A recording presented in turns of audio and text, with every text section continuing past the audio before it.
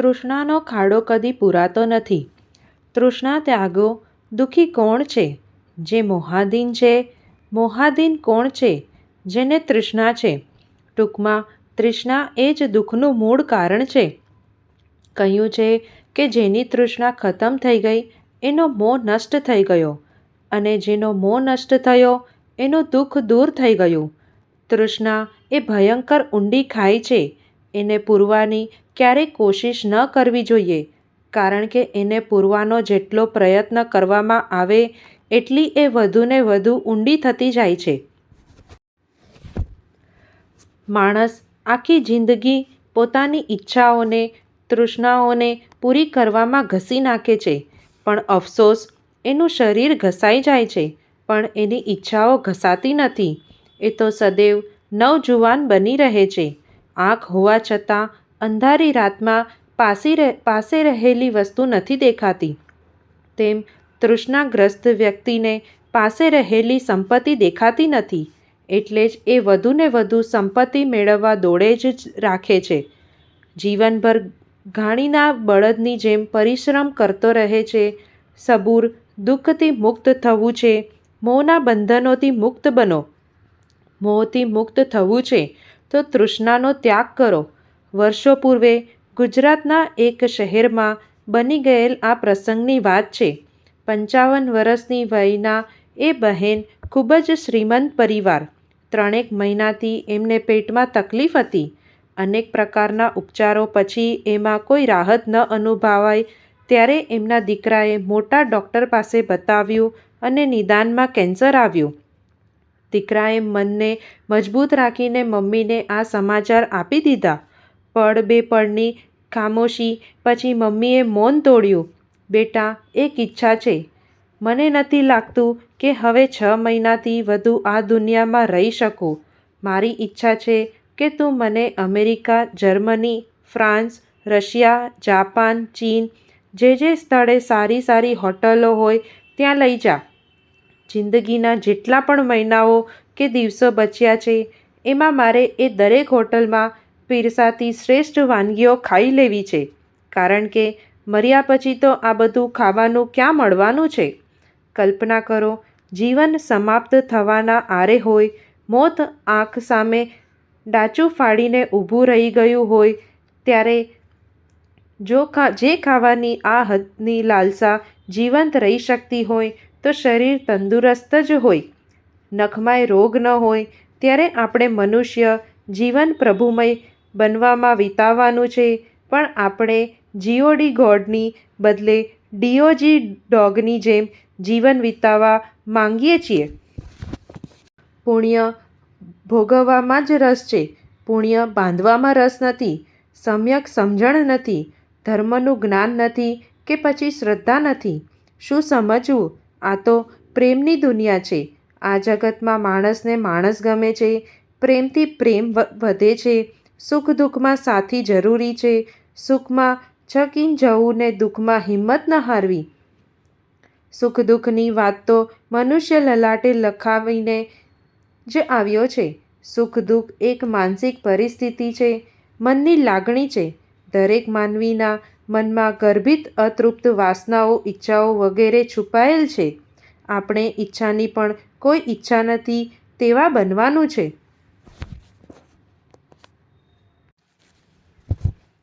ભગવાન મહાવીર સ્વામીએ કહેલ છે કે બધા પાપનું કારણ આપણી ઈચ્છા જ છે.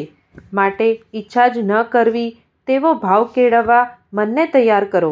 શાસ્ત્રકારો હંમેશા મહેચ્છ મટી એચ્છ બનવાની અને અલ્પેચ્છ મટીને અનિચ્છ બનવાની વાતો ભવપ્રપંચ કથામાં શાસ્ત્રકારોએ મનમાં ઉઠતી ઈચ્છાઓને મધમાખીઓની ઉપમા આપી છે. જીવ પહેલાં ઈચ્છાઓના મધપૂડાને છંછેડે છે, પછી એમાંથી હજારો માખીઓ ઉડવા માંડે છે ને પછી એ જ માખીઓ તેને ચારેકોરથી ચટકા ભર્યા કરે છે. જીવ આખો દિવસ આવી અનેકવિધ ઈચ્છાઓ, સંકલેશ, વિકલ્પો કર્યા કરે છે અને પોતે જાતે ને જાતે દુઃખી થયા કરે છે. માણસના 90% દુઃખો તો આ જાતે છંછેડેલા મધપૂડાની માખીઓના ડંસમાંથી ઊભા થયેલા છે. દાખલા તરીકે તમે સાવ નવરા બેઠા છો અને એકાએક તમારા મનમાં વિચાર આવ્યો કે સાલું બધા શેર ખરીદે છે તો આપણે કેમ ના ખરીદીએ. આ એક ઈચ્છાનો જન્મ થયો. બસ હવે તમે સમજી લેજો કે મોકાળ મંડાઈ જવાની છે. તમે એક એક કદમ આગળ વધતા જશો. પપ્પાને પૂછવું પડશે, પણ તે ના પાડશે તો? ડોસો તો આમે કહેવાતે હા પાડે છે. આપણે પૈસાની અરેન્જમેન્ટ તો કરવી પડે ને. કંઈ વાંધો નહીં, મારો મિત્ર નરું છે ને, એને કહીશું થોડી હેલ્પ કરને. પણ ના પાડશે તો? ના પાડે તો સંબંધ કાપી નાખવાનો. છેવટે વાઈફના દાગીના છે ને, વેચી નાખશું, ગીરવે મૂકશું. પણ તે ના પાડશે તો? ના પાડે તો પિયર રવાના કરી દેવાની. પણ દાગીના ભેગા લઈને જતી રહેશે તો શું કરશું? પોલીસ કમ્પ્લેન્ટ કરી પહેલાં દાગીના મુકાવી દઈશું. પણ પછી સસરા છૂટાછેડાનો કેસ કરશે તો? કંઈ વાંધો નહીં, એ એના રસ્તે અને આપણે આપણા રસ્તે. દેખો તો સહી, તમે ક્યાં ને ક્યાં નીકળી ગયા. એક જ ઈચ્છા પાછળ કેટલી મધમાખીઓ ઉડી, તમને કલાકો સુધી પરેશાન કરી મૂક્યા.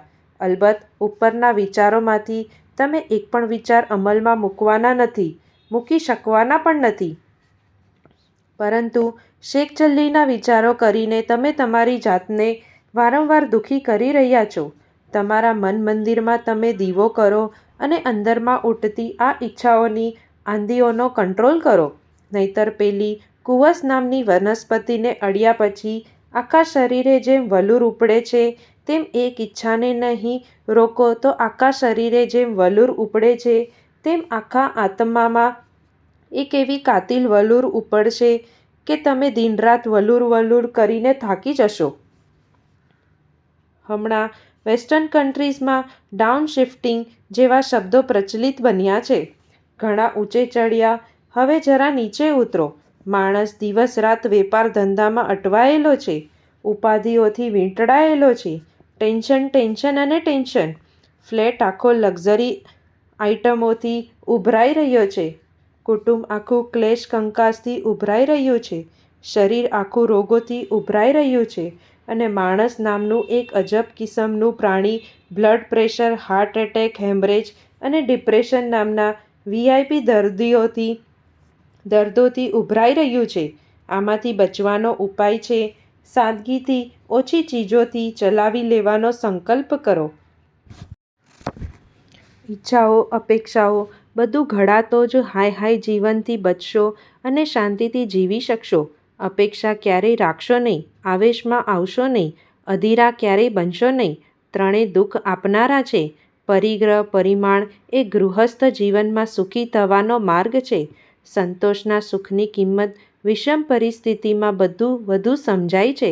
સારી રીતે આજીવિકા ચાલતી એટલું ધન જો કમાવા મળતું હોય તો વધુ ધન પાછળ દોટ મૂકવાને બદલે પોતાના બચેલા સમયનો સદુપયોગ માણસે આત્મશ્રેયાર્થે કરી લેવો જોઈએ. સંસારમાં મોહનું પ્રાબલ્ય એટલું મોટું રહ્યું છે અને રહેવાનું છે કે જૂજ વ્યક્તિઓને જ આ તત્વ સમજાય એવું છે. અને સમજાયા પછી વિરલ વ્યક્તિઓ જ એ સમજણને આચરણમાં મૂકી શકે છે.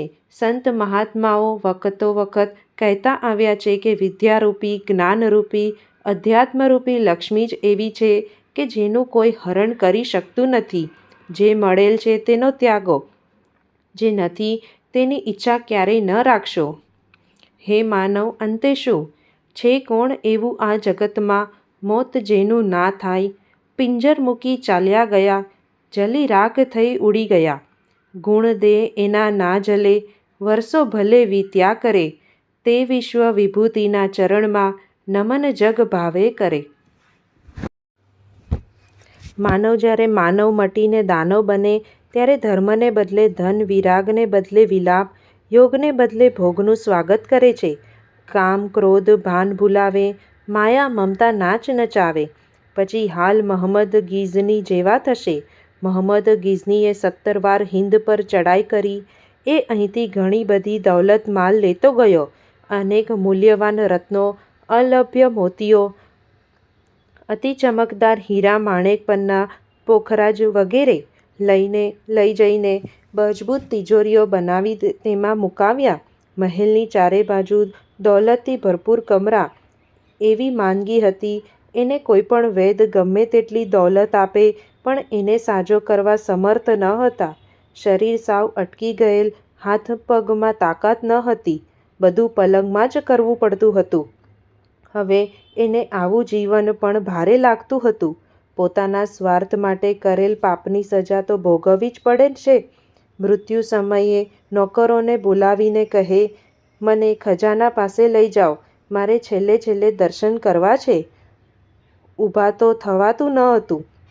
સેવકોએ એને ઊંચક્યા, એને ખજાનાના એક એક રૂમમાં ફેરવ્યા. એક પછી એક તિજોરી પાસે લઈ ગયા અને બતાવ્યું કે એનો ખજાનો તો ત્યાં સલામત પડ્યો છે. હીરા જોયા, મોતીને માણેક જોયા, જર અને જવેરાત જોયું. જોતો ગયો અને રોતો ગયો. આંખમાંથી આંસુ વહેતા ગયા અને એને મનમાં થઈ ગયું, અરે રે, આખી જિંદગી આ ભેગું કર્યું અને ખરેખર આ બધું છોડીને જવાનું. સેવકો પણ રડતા રડતા કહી રહ્યા હતા, હે જહાંપનાહ, આપે ભેગો કરેલો ખજાનો સલામત છે, પણ એને ભોગવનાર આપ. હવે એ બધું છોડીને આપ ખાલી હાથ જઈ રહ્યા છો. જિંદગીભરની કમાઈ ઉપર મહંમદ ધ્રુસ્કે ધ્રુસ્કે રડ્યો અને રડતા રડતા આ દુનિયામાંથી વિદાય થયો. દુનિયાભરના વૈભવો સામગ્રી ભેગી કરીને એશો આરામ કરવાનો પ્લાન કરનાર તું તારા વર્તમાન અને ભવિષ્યનો વિચાર કરીશ તો તને ખ્યાલ આવશે કે આમાં તારું શું અને કેટલું. 21મી સદીના માનવી બધું પ્રાપ્ત કરીશ પણ અંતે શું? મોત સમાધિ મરણ નહીં તો કમોત દુર્ગતિ કરે છે. દેરાસર અને મૂર્તિનો વિરોધ કરનારા એમ કહે છે, ભગવાન તો નિરાકાર છે, એને આકાર શા માટે આપવો? એનો જવાબ છે, નિરાકારને જોવા માટે આપણે અંધ છીએ. મૂર્તિ એ સાકાર છે. નિરાકારને પામવા માટે સાકારનો સહારો લેવો પડે જ. અગર દેરાસર અને મૂર્તિ હટી જશે તો જેઓને આકારથી કદી પરમાત્માનું સ્મરણ નથી થયું, તેઓને નિરાકારથી પરમાત્માનું સ્મરણ કેમ થશે? હજી એક વાત, આપણે નમો અરિહંતાણમ બોલીએ છીએ, તેનો અર્થ નમો એટલે નમતા શીખો. અરિનો અર્થ અહંકાર, અભિમાન, રાગ, દ્વેષ, મોહ, માયા, કંચન, કાયા, કામિની તથા હંત એટલે નાશ. આપણે જે કોઈપણમાં આ અવગુણ નથી તે બધાઓને એક સાથે વંદન કરીએ છીએ. આમાં વંદન કોઈ આકારને નથી પણ ગુણોને છે, તેને વંદન છે. આ ગુણો અરિહંત ભગવંતમાં છે. જૈન ધર્મમાં 24 તીર્થંકર ભગવંતોને અરિહંત ભગવંત માન્ય કરેલ છે અને તેઓને મૂર્તિરૂપ આકાર આપેલ છે. બીજી લીટી નમો સિદ્ધાણમ, જે સિદ્ધ થયેલ છે, પણ તેઓ નિરાકારી છે. હવે જ્યારે આપણે આ બંને પદ નવકાર મંત્રમાં બોલીએ છીએ એટલે આપણે સર્વો એક જ છીએ. મનુષ્યના સ્વભાવને લીધે કે પછી ગમે તેમ વાડા થઈ ગયા છે, જે દૂર કરવા વિચારશું તો જરૂર આ કામ થશે. બધા મોટા મોટા ગચ્છાધિપતિ વગેરે મળીને કરશે તો મારું માનવું છે દરેક વિવાદનો ઉકેલ છે. સમસ્ત જૈન એક જ માધ્યમથી ઓળખાશે. મારું ચાલે તો આખી દુનિયાના બધા લોકોને એક રાખી રાજી ખુશીથી એક જ થઈ જાય. ધર્મમાં જેને જે ગળે ઉતરે તે કરે. કોઈ વાતમાં દબાણ નહીં કરવાનું. એકતામાં તાકાત છે. સાથે આપણી 3 ચાવી ઉપર લખેલ છે તે કદી ભૂલવાની નહીં. આપણે તો બધાને સુખ જ આપવું છે. કોઈપણને દુઃખ આપવાની વાત જ નથી. આમાં સારા કામ કરવામાં વિશેષ ધ્યાન તથા વિચારવાનું જરૂરી છે. મારાથી કોઈપણને દુઃખ ન થવું જોવે.